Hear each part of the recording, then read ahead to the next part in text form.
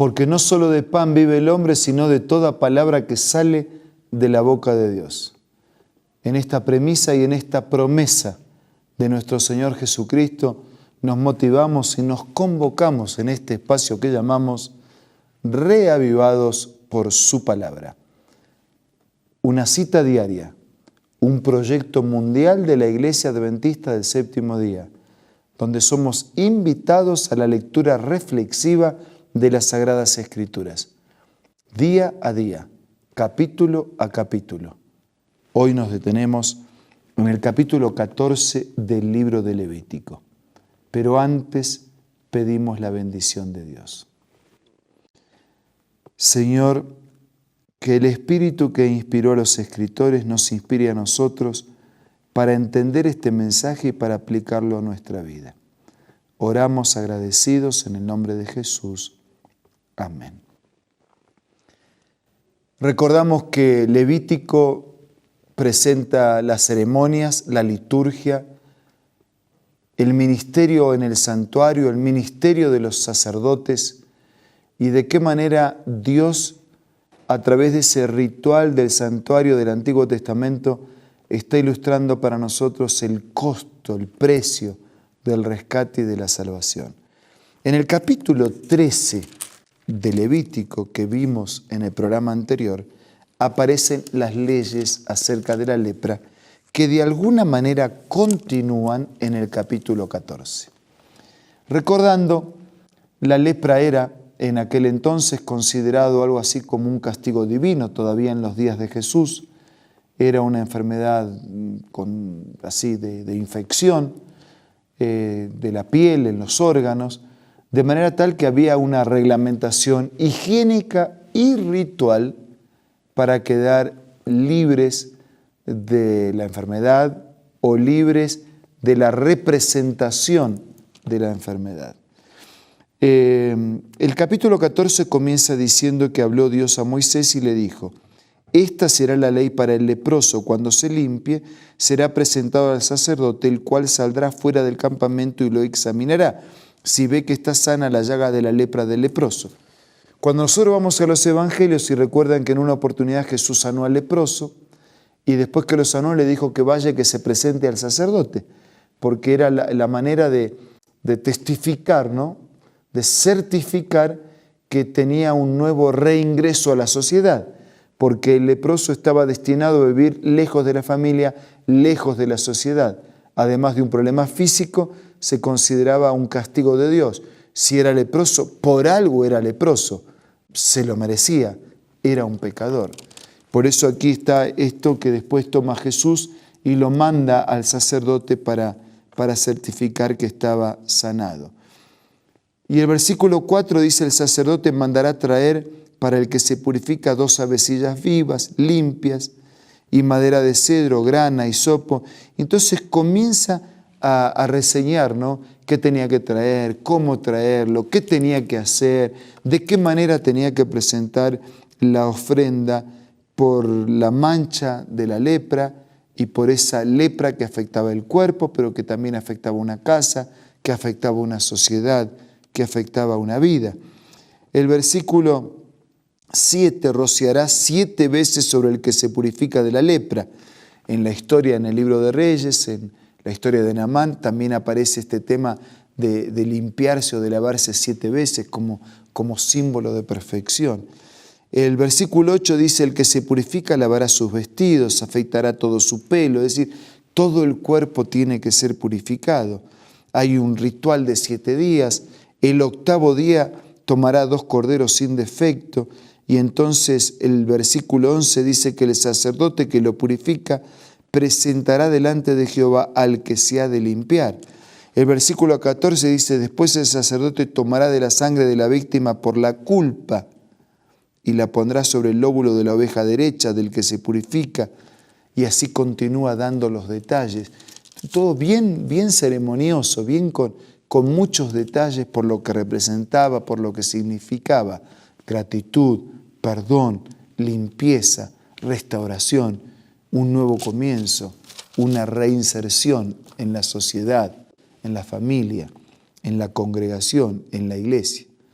Los primeros 32 versículos de este capítulo nos presentan la purificación en la piel, una ceremonia fuera del campamento, 4 tipos de sacrificios diferentes y finalmente examinados para ver si estaba sano.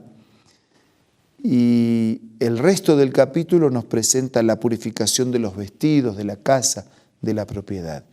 Todo tenía que ser purificado. Y así nosotros podemos leer completamente este capítulo y encontrarnos con este resumen que acabo de hacer. La purificación de la piel, del cuerpo, de la persona. Las ceremonias eran hechas fuera del campamento porque el leproso no tenía acceso al campamento. Después tenía que presentarse al sacerdote para examinar y comprobar que había sido sanado. Y además de purificar el cuerpo, tenía que purificar los vestidos y la casa.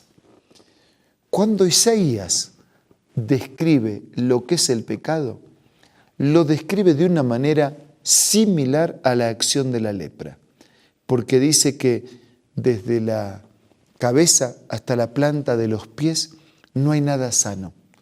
Hay hinchazón, hay herida, hay llagas. Igual que la lepra. El pecado es la lepra espiritual.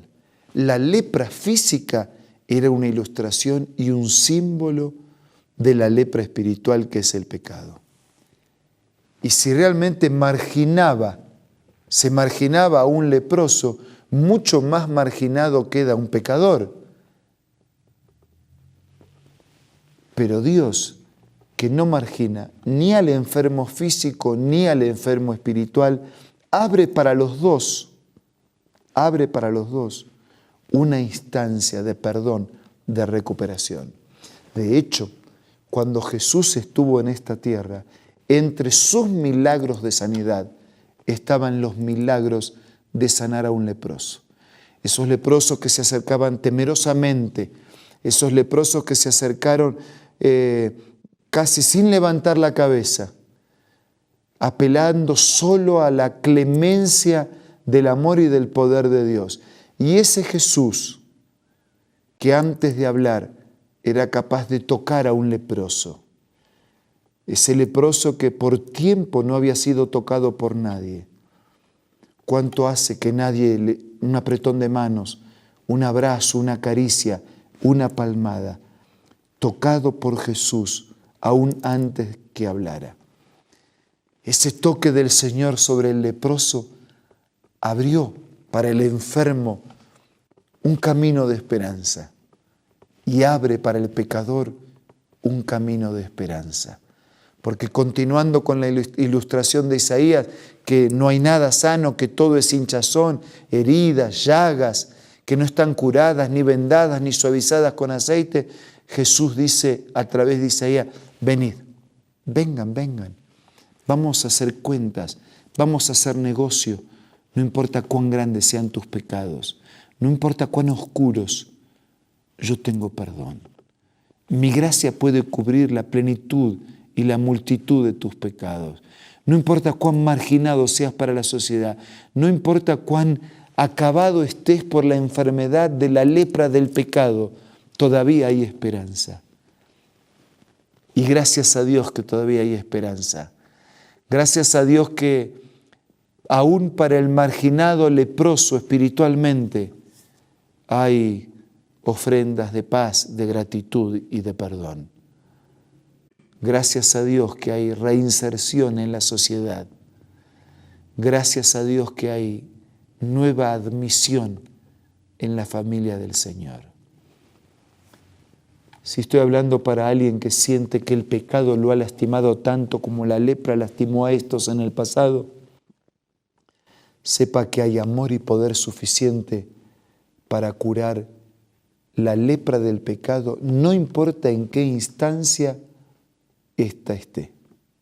Si hay alguien que se siente discriminado, desconsiderado, abandonado como un leproso, sepa que usted es bien recibido por Dios y por su iglesia, por la familia de Dios.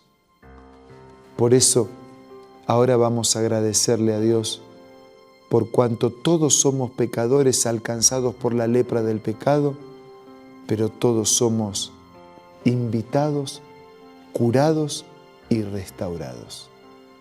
Vamos a orar.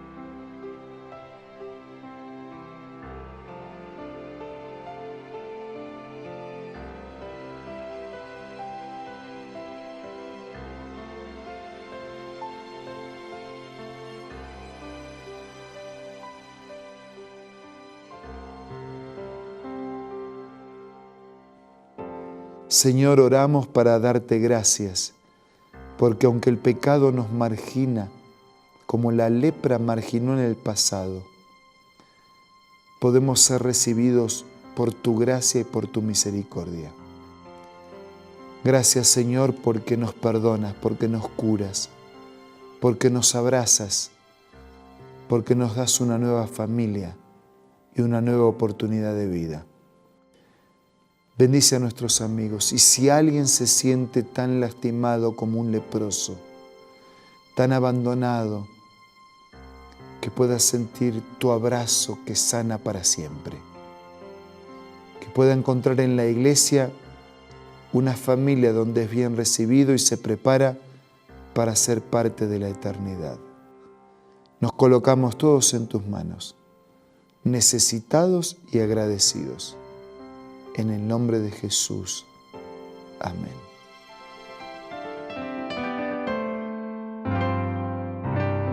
La Biblia, la palabra de Dios, es una carta donde nuestro Creador expresa su amor hacia la humanidad. Es una recopilación de textos que en un principio eran documentos separados, escritos por varias personas, todas ellas inspiradas por Dios. Primero en hebreo, arameo y griego durante un periodo muy dilatado y después reunidos para formar la Biblia cristiana. Está dividida en dos grandes secciones, el Antiguo Testamento con 39 libros y el Nuevo Testamento con 27. En la Biblia se desarrolla la historia de la salvación de Dios al hombre. En toda ella hay una línea conectora que une todo: Jesucristo. Es el personaje principal de la Biblia y el cual trae la revelación definitiva de Dios. Es considerada también el manual de nuestro fabricante. Es vital tener este ejemplar en casa y descubrir su valioso mensaje. Busca también en tu App Store o Play Store y encontrarás varias opciones. No olvides descargar también el aplicativo Reavivados por su palabra y sigue la secuencia de su lectura. La Biblia es la palabra de Dios. Gracias por su compañía de hoy y de siempre. Que Jesús le dé hoy todo lo que usted necesita. Nos reencontramos mañana, si Dios quiere.